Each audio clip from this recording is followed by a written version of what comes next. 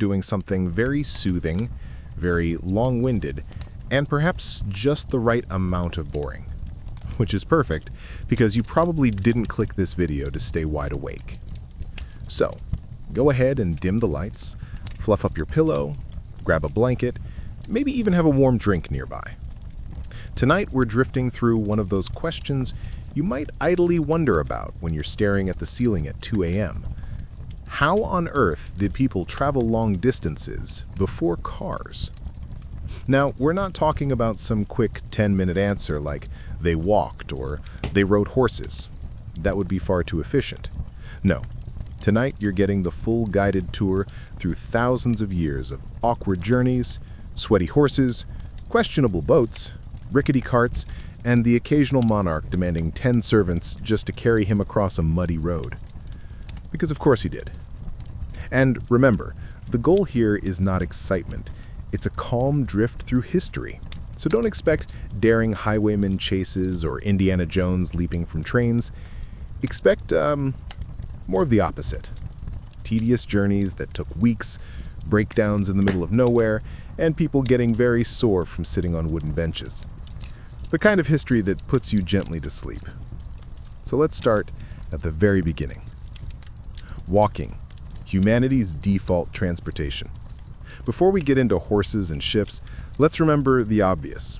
For most of human history, if you needed to get somewhere, you just walked. That's it. 2 feet, 1 path, and a whole lot of time. Hunter-gatherers wandered on foot across entire continents. Our ancestors literally walked out of Africa, which makes that daily trip to the fridge look a bit less impressive. They covered miles upon miles every single day, usually barefoot or in sandals made out of whatever plants or animal skins were lying around, which sounds kind of minimalist and trendy now, but in reality, it was probably just a lot of sore toes. Walking was not only free, it was also, inconveniently, slow. The average person could cover maybe 15 to 20 miles in a day if the weather was good, the ground was flat, and there weren't any bandits or wild animals trying to ruin your afternoon, which meant if you wanted to visit your cousin who lived, say, 200 miles away, you had to plan for a solid 2 weeks of just walking. And honestly, who even likes their cousin that much? But walking was reliable. It required no fancy equipment, no stables, no complicated maps. Just you, your feet, and the vague hope that you'd actually find the village you were aiming for and not accidentally wander into a swamp. Which, of course, you did. Enter the horse. Medieval Uber, but with more poop. Eventually, humans realized that walking everywhere was exhausting. Enter the horse. Domesticated somewhere around 4000 BC in the steppes of Central Asia, horses quickly became the go-to method for getting around. Suddenly, you could travel at a whopping 25 miles per day instead of 15. Incredible. Of course, horses weren't exactly plug and play. They needed food, water, rest, and lots of grooming. Riding one for long distances was not glamorous. It was sweaty, bumpy, and left you with aches in places you didn't know could ache. Still, the horse was revolutionary. It allowed kings to expand their kingdoms, messengers to deliver urgent news, and average people to, well, arrive at their destination slightly faster. Medieval knights liked to show off their huge, armored war horses, but for travel, most people rode smaller, scrappy horses that were more like today's ponies. Less majestic, but far less likely to keel over after a mile. And for those who wanted to make traveling really uncomfortable, there were donkeys and mules. Slower, yes, but sturdier, and much better at carrying loads. Think of them as the medieval version of the budget airline. You'd get there eventually, but it wouldn't be fun, and you might regret the experience. Now, if you wanted to travel in style, and by style, I mean bouncing violently on a wooden bench while covered in dust, you could take a cart or a carriage.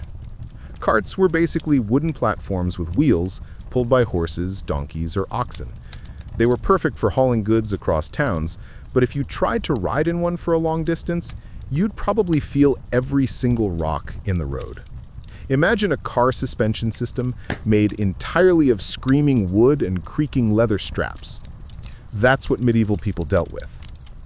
Carriages, on the other hand, were the luxury option. Nobles loved them, partly because walking was beneath them, and partly because sitting on velvet cushions while servants did all the hard work was just more on brand for royalty. But don't be fooled. Even the fanciest carriages had no shock absorption, terrible brakes, and a tendency to tip over if you hit a pothole, which was extra fun since medieval roads were basically just mud trails with bonus puddles. If you were a king or queen, though, the discomfort didn't matter. You got to show off your wealth, your status, and the fact that you didn't have to risk getting mud on your silk shoes, which, in their minds, was probably worth it. Boats, because walking around a continent is just too much. Land travel had its problems, so people turned to water. And honestly, water travel was usually faster, if you didn't sink. Rivers were the highways of the ancient world. Egyptians sailed the Nile, Mesopotamians drifted down the Tigris and Euphrates, and Europeans used the Danube like it was their medieval version of I-95. Boats could carry heavy goods, large groups of people, and if you were lucky, not too many rats. But sea travel, that was a different beast. For centuries, going across the ocean meant cramming yourself into a wooden ship with little fresh water, questionable food, and a very real chance of seasickness. Oh, and storms. Lots of storms. If you were a wealthy merchant or a royal, you might have had a bigger ship with nicer quarters, but for the average sailor or passenger, expect crowded conditions, hard labor, and weeks of eating salted fish until you hated the sight of it. Still, despite all the discomfort, boats made the world bigger. They connected distant lands, spread ideas, and sometimes even brought back spices and luxuries. Or, more commonly, plagues, because history has a way of keeping things balanced. Now, let's pause and think about the practical side of travel, because long journeys weren't just about getting from A to B, they were also about figuring out where to eat and sleep along the way. If you were lucky, you could stop at an inn. These ranged from decent, comfortable places with hot meals and warm beds to, well, flea bed shacks where the bed was just straw on the floor. But hey, it was better than lying in a ditch. Taverns were also common stopping points, though they were more about food and drink than actual lodging, which meant you might end up passed out on a bench while drunk merchants argued loudly about sheep prices. Which, honestly, after walking 20 miles in worn-out shoes, you probably would have fallen asleep anywhere. So we left off floating down ancient roads, following people with sandals, walking sticks, and really questionable endurance levels. But eventually, someone had the genius idea, what if my legs didn't do all the work? And thus, horses entered the picture as more than just big lawn ornaments. Now, horses were the Teslas of the pre-industrial world. They were expensive, flashy, and required constant maintenance. Except instead of charging stations, you needed hay, a stable, and someone willing to scoop the endless piles of horse poop. Owning one basically screamed, "Look at me, I'm important enough to ride an animal instead of being one." Of course, not all horses were created equal. The sleek Arabian horses were like luxury sports cars. Then you had big, clunky draft horses, which were basically tractors with hoofs. And if you were stuck with a mule, congratulations, you owned the medieval equivalent of a second-hand minivan that only sort of worked when it felt like it. But here's the funny thing. People didn't always ride the horses themselves. If you were rich, you sat in a cart or carriage, which sounds fancy but was usually a rattly wooden box on wheels. Suspension systems weren't really a thing yet. So imagine being a 15th century noblewoman, trying to look elegant while bouncing around in a wagon like a sack of potatoes every time the wheels hit a rock. And because no historical innovation is complete without social drama, carts and coaches came with their own etiquette rules. If you showed up to town riding in a gilded coach, everyone knew you had money. If you showed up dragging a squeaky cart pulled by one tired mule, everyone also knew, but in a different way. It was the historical version of arriving in a shiny limo versus a rusty pickup. Oh, and let's not forget stagecoaches, which were essentially the group taxis of early modern Europe. They crammed as many strangers as possible into a single coach, then rattled across the countryside for days. Comfort was minimal, privacy was zero, and you could bet that at least one guy in the corner had terrible personal hygiene. Imagine paying money to sit in a cramped wooden box with 6 strangers while someone's sweaty uncle snores next to you. And people still did it, because hey, it beat walking 300 miles in leather shoes. But here's the kicker. Despite the prestige of horses and carts, they weren't that fast. A really good horse could trot about 30 miles in a day before it needed a rest. So long-distance journeys still took forever. You weren't exactly zooming down the freeway.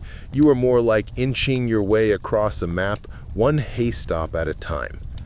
And since travel was slow and expensive, people developed this really fun habit of not traveling at all. Most folks lived and died within a few miles of where they were born. If your cousin lived 2 towns over, that was basically a long-distance relationship. Now, if you're thinking, well, at least the royals had it better, let me stop you right there. Sure, kings and queens had luxurious carriages, but remember, medieval roads were basically glorified mud puddles with rocks. Even the fanciest carriage ride felt like sitting inside a shaking blender for 10 hours straight. Royalty didn't glide down the road like a peaceful parade float. They bounced, rattled, and occasionally tipped over into ditches, which must have been a humbling experience for someone wearing a crown. Let's also talk about river travel, because whenever land routes were too awful, people said, fine, let's just float. Boats were surprisingly efficient compared to walking or bouncing along in a cart. Rivers were the original highways, and barges were basically the Amazon Prime delivery trucks of medieval Europe. You could pack them with grain, livestock, or even people, and float downstream with way less effort than dragging all that across muddy roads. But boats had their own quirks. You were at the mercy of the current, the weather, and that one guy who was supposed to row but kept slacking off. And if the river froze in winter, congratulations. You just lost your main transportation route until spring.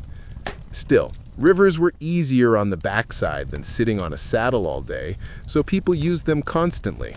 Entire cities sprang up along waterways because, let's be honest, humans love shortcuts. If you had a river, you had trade. And if you had trade, you had money. And if you had money, well, you probably had a horse that someone else had to feed. All right, let's float away from rivers and move on to another method of travel that sounds way cooler than it really was. Ships and sea voyages. Because nothing screams romantic adventure like weeks of seasickness, storms, and questionable drinking water. But we'll get to that gently in the next stretch of our sleepy trip. So we've covered walking, horses, carts, and rivers. But what if you needed to go really far, like across the sea? Well, congratulations, you just signed up for the medieval cruise experience. And let me assure you, there was no buffet, no hot tub, and absolutely no Wi-Fi. Ships were the only option if you wanted to reach another continent, or even just a coastal city that was faster to get to by water. But calling them ships might give you the wrong idea. Forget Titanic elegance. Most medieval ships were wooden tubs with sails that looked like they'd collapse in a stiff breeze. And yet, people climbed aboard anyway, because apparently seasickness was better than hiking 800 miles. The first thing you'd notice on one of these voyages? The smell. Ships were crowded with sailors, passengers, animals, and barrels of food that started rotting about 2 days into the journey. Hygiene standards were basically zero. Showers didn't exist. You were lucky if people rinsed their faces with a bucket of seawater once in a while. So imagine being trapped in a floating wooden box full of unwashed humans and goats for weeks. Relaxing, right? Now, seasickness was practically guaranteed. Even experienced sailors complained about it. Picture noblemen and merchants sprawled out on deck, groaning while the ship swayed endlessly. And you can't exactly get off and walk when you've had enough. You're stuck there until the captain decides you've reached land, or until the ship sinks, whichever comes first. Speaking of captains, navigation was more art than science. Early sailors used stars, landmarks, and pure guesswork. Maps were often just wrong, which meant we're heading to France could very easily turn into, oops, this is Spain now. Explorers like Columbus made entire careers out of being lost, and somehow people applauded them for it. Food on board was another adventure. Forget fresh meals. Most of the time it was dried fish, salted meat, and hardtack, which was basically a brick disguised as bread. People gnawed on these for weeks. If you were lucky, you got ale or watered-down wine to drink. If you were unlucky, you drank water that had been sitting in a barrel so long it tasted like moldy socks. Delicious. And yet, despite all of this, sea travel was essential. Traders used ships to move spices, silks, and other fancy goods across long distances. Armies used them to invade each other's coastlines, because, of course they did. Pilgrims boarded ships for holy destinations. And then there were explorers who looked at the endless, terrifying ocean and thought, yeah, let's see what's on the other side. Bold, or just really bored? We may never know. But here's the thing. While ships technically got you from A to B, it was never guaranteed. Storms were constant. Ships could capsize, get stranded, or simply vanish. Pirates also roamed the seas, ready to rob you blind or toss you overboard. So taking a sea voyage wasn't just inconvenient, it was gambling with your life. And yet, people still did it. Why? Because land routes had their own problems. Armies marching through, bandits waiting to ambush you, tolls at every city gate. Basically, no matter where you went, someone was either going to rob you or feed you bad bread. Travel was not glamorous. It was survival with extra steps. Still, ships offered one undeniable advantage. If the wind was good, they could cover far more distance than a horse ever could. A sea journey that took a few weeks might replace months of grueling overland travel. So, seasickness or not, people kept climbing aboard. And since we're drifting lazily along the waves, let's also talk about exploration fever. The age of discovery in the 15th and 16th centuries was basically history's version of, what if we just winged it? Explorers set off into the literal unknown, often underprepared, and somehow expected to come back with riches. Instead, they came back with scurvy, sunburn, and occasionally a slightly inaccurate map of somewhere they didn't mean to find. But that's the magic of historical travel. It wasn't efficient, safe, or pleasant. It was slow, messy, and often miserable. And yet every miserable boat ride or rickety carriage trip helped stitch the world together, one uncomfortable mile at a time.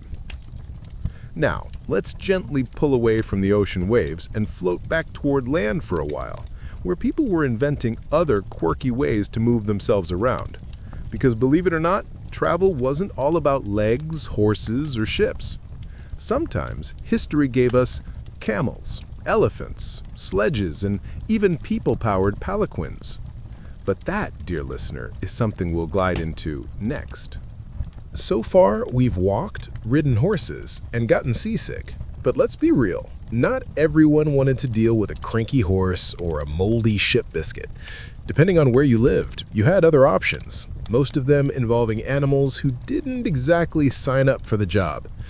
Take camels, for example. Camels were, and still are, the SUVs of the desert. They're built to survive the most uncomfortable road trips imaginable.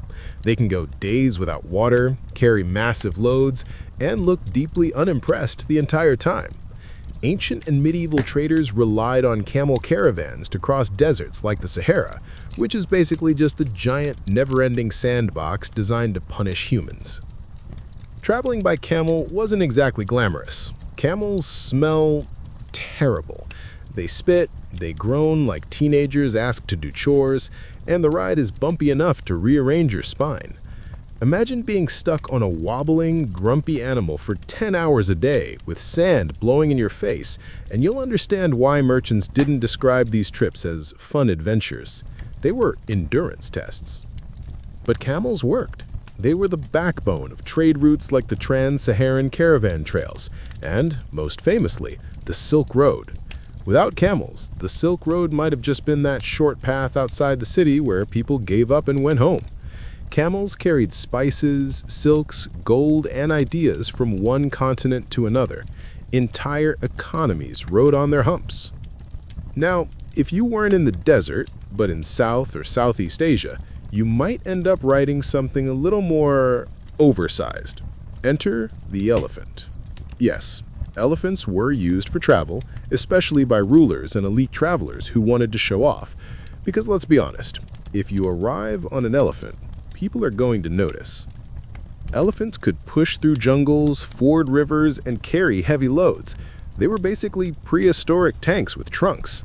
But they weren't exactly practical for long-distance road trips. Feeding an elephant takes a lot.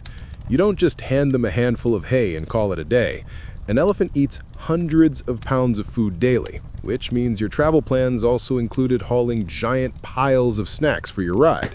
And while camels spit, elephants could crush you if they got annoyed. So, again, not exactly relaxing. But if you were a king or a general, an elephant wasn't just transportation, it was a statement. You weren't just arriving, you were arriving with style and a built-in intimidation factor.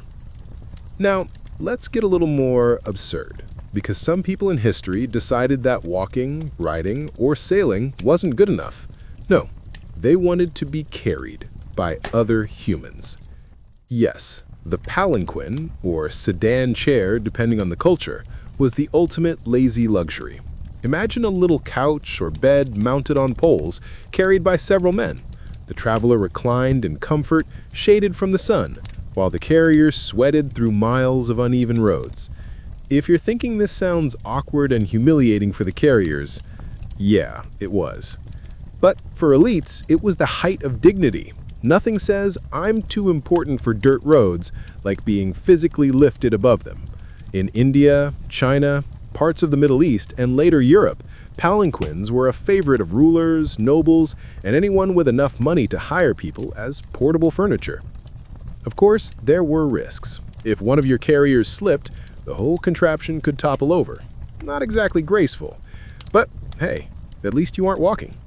So, whether it was camels trudging through deserts, elephants stomping through jungles, or unlucky humans carrying someone else in a chair, travel before cars was a mixed bag of endurance, discomfort, and the occasional flex of wealth.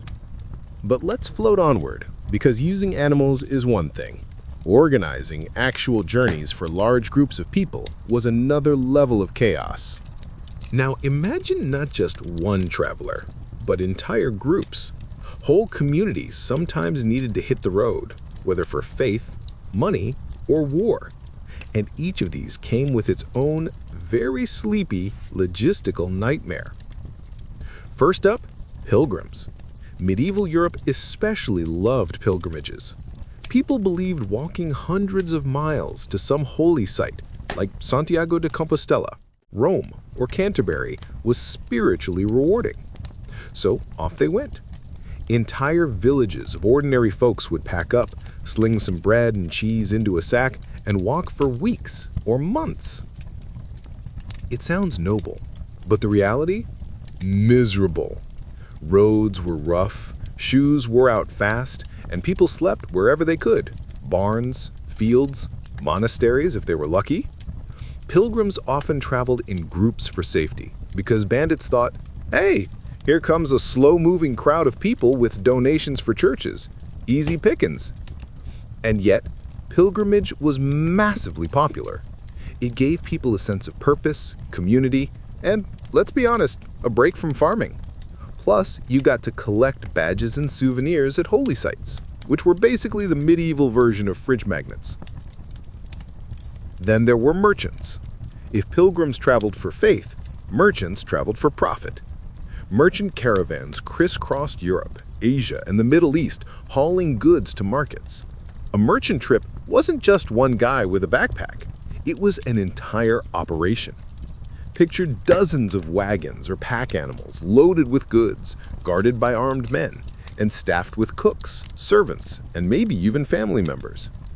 These caravans moved slowly, often no faster than 15-20 miles a day, and every stop meant haggling over food, water, and shelter. Merchants also had to deal with tolls. Oh, the tolls! Every lord, city, or petty noble along the road wanted a slice of the profits. Travelers had to cough up fees just to cross bridges, enter cities, or use certain roads. In some places, you couldn't travel 10 miles without someone sticking out a hand for money. Honestly, highway robbery and official tolls were often indistinguishable. And finally, armies. Moving an army in the pre-car era was a logistical headache. Feeding thousands of men and their horses required entire supply chains. Armies often traveled with baggage trains full of wagons, women, children, and camp followers. It was less like a sleek military force and more like a massive, slow-moving town. Marching conditions were brutal. Soldiers carried weapons, armor, and supplies on their backs. They camped in fields or makeshift tents, often with little food or clean water. Diseases spread like wildfire. Honestly, most medieval armies lost more men to starvation, dysentery, and sheer exhaustion than to actual battle. And when armies did move quickly, they destroyed everything in their path.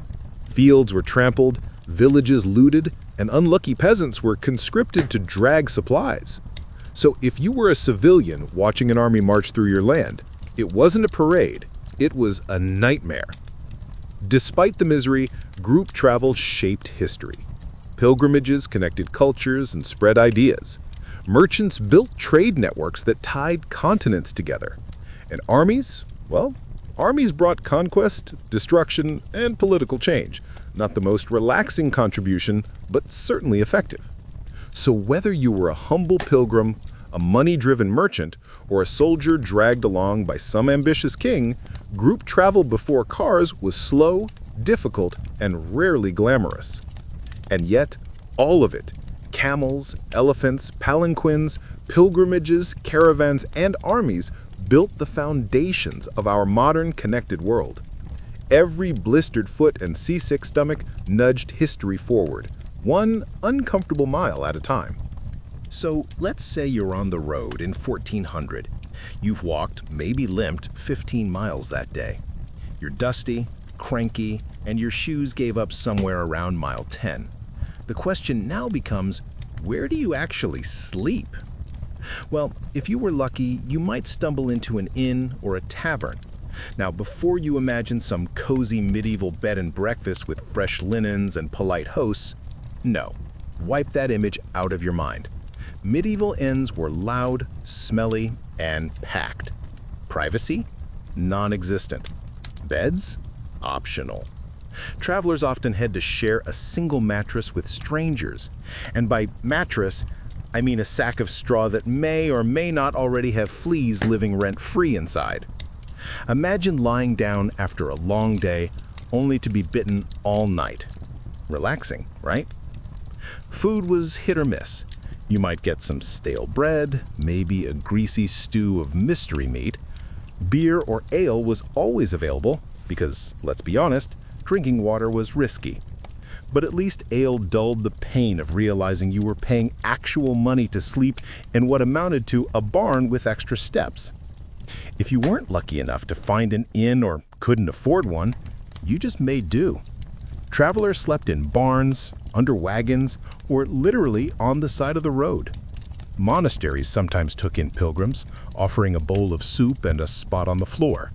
And wealthy travelers? Well, they traveled with their own tents and servants. If you had money, you basically brought the inn with you. Roadside taverns weren't much better. Imagine a wooden shack on a dirt road packed with travelers, merchants, drunk locals, and one suspicious-looking chicken wandering around. People drank, argued, sometimes fought, and then passed out wherever they could find space. It wasn't glamorous, but it was the medieval version of a rest stop. So when people talk about the romance of travel in the past, I always laugh, because really it was uncomfortable, itchy, and sometimes life-threatening. But hey, people still did it. Now let's address the elephant, or maybe the lost donkey, in the room. Without GPS, road signs, or even decent maps, how did people actually know where they were going? The short answer? They often didn't. Getting lost was practically part of the journey. Maps did exist, of course, but medieval maps weren't exactly helpful. They were more like works of art than practical tools. Distances were vague, coastlines were distorted, and sometimes dragons or sea monsters filled the empty spaces, which is fun to look at, but not very useful when you're trying to find the next village. So most people relied on oral directions. You'd stop at a village, ask a local, and hope they pointed you the right way. But directions weren't precise. They sounded more like, follow the road until you see a big oak tree, then turn left at the rock shaped like a cow, and after that you'll see a river. Cross it if it's shallow, but don't if it's deep. Helpful, right? Travelers also relied on landmarks, mountains, rivers, churches with tall steeples, and word of mouth was everything. If you knew someone who'd made the trip before, you clung to their advice like it was gospel.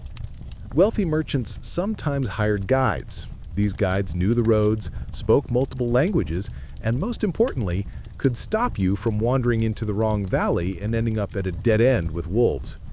Still, getting lost happened, a lot, and since many roads weren't even marked, two travelers heading for the same city could take completely different routes and arrive days apart. The fact that people actually made it to their destinations is nothing short of miraculous. And of course, weather made things worse. A storm could wash out roads, rivers could flood, and snow could bury entire paths. Travelers sometimes just sat and waited, stuck for days, hoping the road would become passable again. So next time Google Maps tells you to make a U-turn, just be thankful it isn't wander aimlessly for 2 days until you stumble into a monastery that points you vaguely in the right direction. Travel wasn't just about moving people.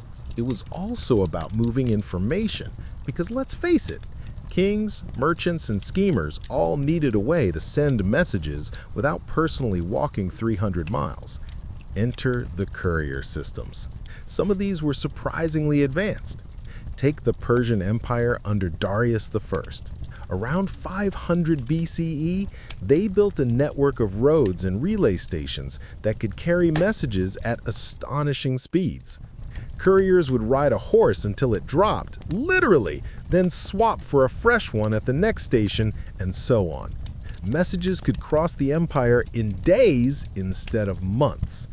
Think of it as Amazon Prime, but with fewer smiling boxes and more exhausted horses. Rome had its own system, the Cursus Publicus. Couriers carried messages for officials and military leaders across the empire. They had stations with food, shelter, and horses. And if you dared to get in their way, well, let's just say you did not want to block a Roman mailman. Medieval Europe was slower. Monasteries and universities sometimes had letter networks, but for most people, letters were delivered by whichever traveler happened to be going in that direction. Want to send a message to your cousin 3 towns over? Hope you trust the random merchant you just met at the market. By the Renaissance, though, things improved. Wealthy families like the Medici and Florence created private courier systems, and eventually governments set up official postal routes. But even then, fast was relative. A letter from London to Rome could take weeks, assuming it didn't get lost, stolen, or dropped into a puddle along the way. So, yes, communication happened. Slowly, painfully, and often inaccurately. Imagine waiting months for news of a war, only to find out by the time the letter arrived, the war had already ended. But again, it worked well enough to keep kingdoms functioning, trade moving, and scandals circulating. We've talked about people, animals, and maps, but let's take a closer look at the actual roads themselves. Now, when we say roads, you might imagine a nice, smooth path, maybe even paved. But in much of the world, Road just meant a place where people happened to walk a lot, so now it's muddy. Travel in Europe during the early Middle Ages often involved slogging through dirt paths, deep ruts, and fields that turned into swamps every time it rained. The Romans, of course, were the exception. Their roads were legendary, stone-paved, straight, and durable. Roman roads connected the empire, and many are still visible today. But after Rome collapsed, maintaining those roads wasn't exactly a priority. So centuries later, travelers found themselves trudging along half-ruined Roman highways, wishing someone had kept up the maintenance plan. Medieval Europe eventually built more structured roads, especially as trade expanded. But tolls, mud, and bandits kept things interesting. Some regions put up milestones, literally carved stones telling you how far you were from the next town. But most roads were poorly marked, so again, you relied on locals and luck. Asia had some impressive road networks too. The Silk Road wasn't one road, but a series of interconnected routes. And China's imperial roads were massive undertakings, with relay stations, watchtowers, and rest stops for officials. By the 17th and 18th centuries, Europe finally invested in real road improvements, spurred by postal services and commerce. Turnpike trusts built toll roads in England, smoothing travel, though at a cost. France and Spain upgraded their highways too. Slowly, roads became more predictable. But for the majority of history, road trip was less about asphalt and more about mud, sweat, and hoping your mule didn't break a leg in a pothole the size of a small pond. So, how did people travel long distances without cars? They walked, they rode, they floated, they were carried, they got lost, they scratched fleas in inns, they bribed toll collectors, and they sometimes didn't survive the trip. And yet, somehow, people kept moving. The world was connected by footpaths, caravan trails, riverboats, and postal roads long before cars or even bicycles were invented. Every dusty inn, every broken wheel, every grumpy camel was part of a global story of movement. And as weird, uncomfortable, and slow as it all sounds, it worked. So next time your flight is delayed by 2 hours, just remember, you could have been a 14th century pilgrim, trudging through the mud with a sack of bread and no idea if you were even on the right road. Sleep well with that thought.